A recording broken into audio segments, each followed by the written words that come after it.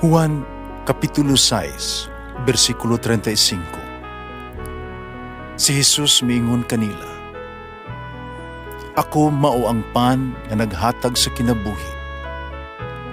Ang muari kanako dili nagayod gutomon, ug ang mutuo kanako dili nagayod uhawon." Ang mga puno Pan sa kinabuhi. maglikon unta sa mong pagtuo ug gagaka kami sa pagtuman sa imong mahal nga kasuguan.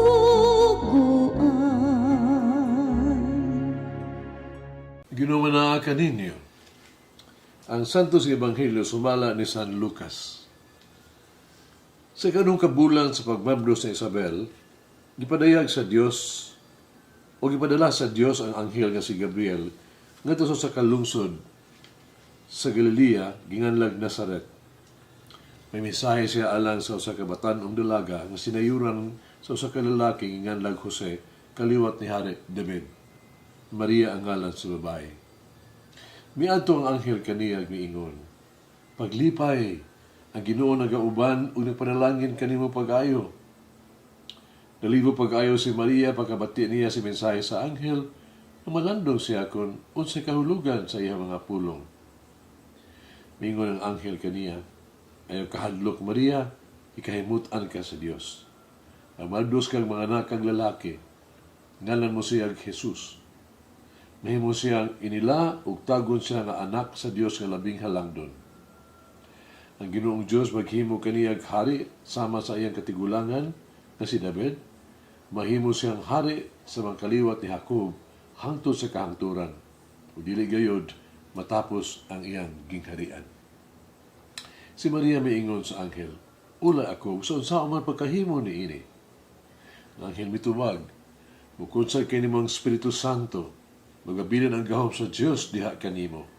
Tungod ni ini, ang balaang bata tawgon nga anak sa Dios. Nung dumi, imong pariente nga si Isabel, ginaingon nga dili ng mga anak, pagkaron, ikaw nung nakabulan sa iyang pagsabak, bisag tigulan na siya kaayo, kaya wala mahimo, dili mahimo sa Dios." Mingon si Maria, "Sugon ako sa Ginoo, may tabuon ta kanako ay imong gisulti." Umibiya ang anghel kaniya.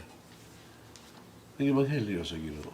Pasalamati ang Ginoo kay siya maayo, ang iyang gugma mulungtad hangtod sa kahangturan.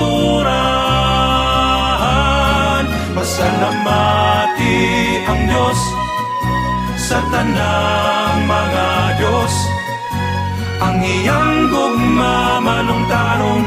Pasalamati ang Ginoo sa mga Ginoo, ang iyang gugma malungtaron.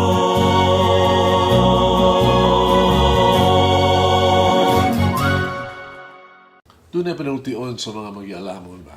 Na kung kino ang Ginoo magbuhat ganig mga dagkong butang. No? Big things. Magsugod siya og kalisod. Pero kung siya magbuhat gani og mga kaibulungan, magnificent nga butang, magsugod siya og mga imposible. Kining panultion naghulagway kini sa kinitibukan nga sugilanon of the story of Christmas.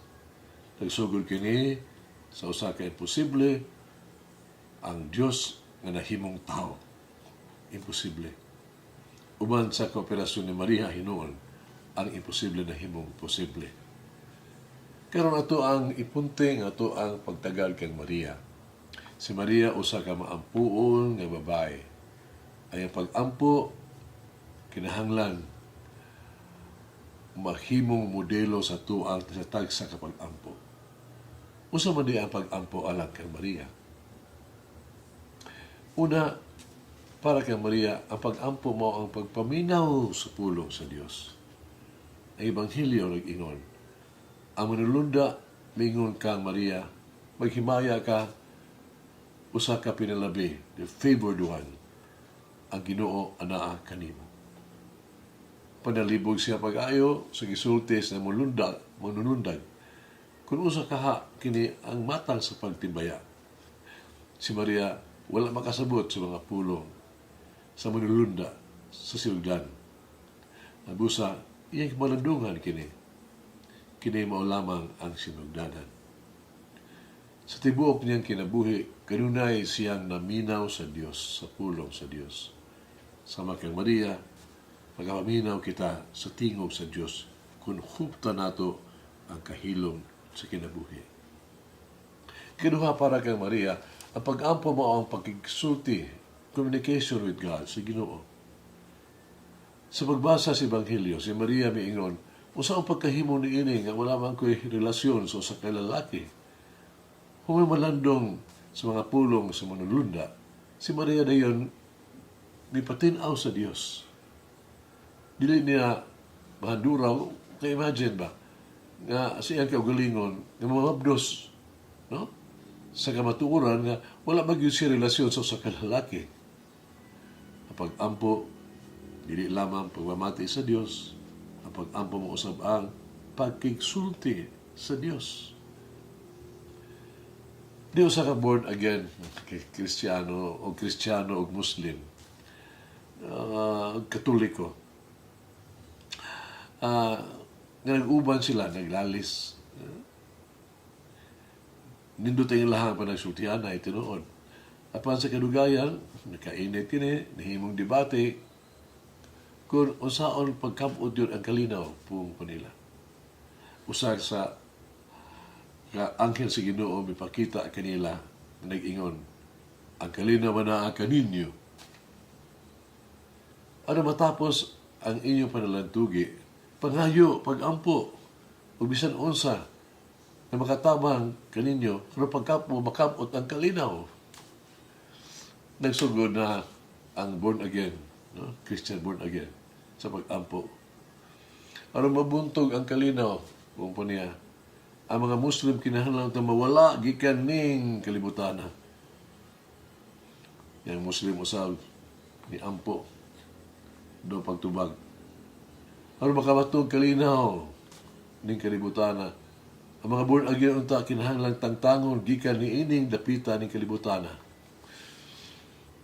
O ang Katoliko, siya miingon sa anghel, ako dili ko mangayo alang bisan unsa alang sa akong kaugalingon. Ihatag lang ang mga pag-ampo sa induha kang igsuon ako nga doon na kalinaw. Sa pagkatinuod, mga igsuon, ang pag-ampo, mga ipag-igsulti nga to sa Dios. Ikatulo, para kang Maria, ang pag-ampo mao ang pagsunod sa kibubuton sa Dios. Isip resulta sa pagminaw sa pag-igsulti ni Maria sa Dios, siya miingon, tanawa ako ang suluguon sa Ginoo. Matuman unta kanako ang imong pulong. Tungod sa iyang pagtuman sa kabubuton sa Dios, ang Pasko miabot diha kanato. Di nato i-focus sa mga material na pangandam. Ang espirituhanon nga aspekto sama sa paminaw sa Dios, sa pulong sa Dios, pag-igsulti sa Dios, pagsunod sa kabubuton sa Ginoo. Pero ba importante haron mahitabo ang Pasko sa atong kinabuhi. Magapo kita, ngit-ngit ang gawas, pero naay bituon sa langit. Si Maria o si Milabay, nagdagkot kami o kandila, pagabi-abi nila silang pagpaingon sa Bethlehem. Nagdagkot kami o kandila sa balay kada adlaw. Nagdagkot kami o kandila o mag-ampo.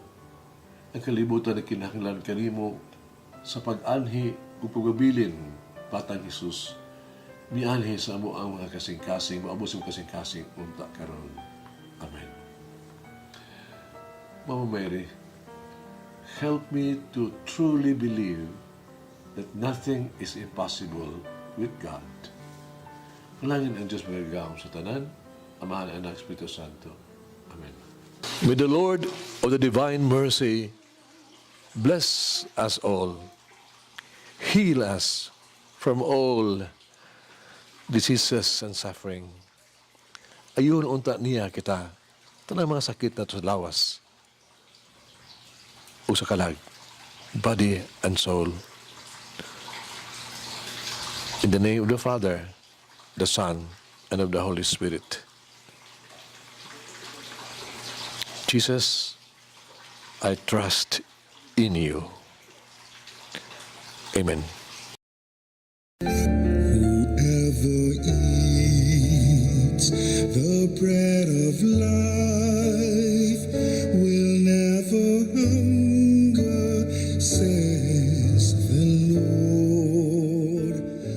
Kay galaan inyong nabati ang pagpaambit ug hamubong pamalandong sa pulong sa Dios pinaagi sa tulumanon pan sa kinabuhi nga gidumala ni Monsignor Daddy Silva. Hangtod na usab sa sunod higayon, daghang salamat. The bread of life.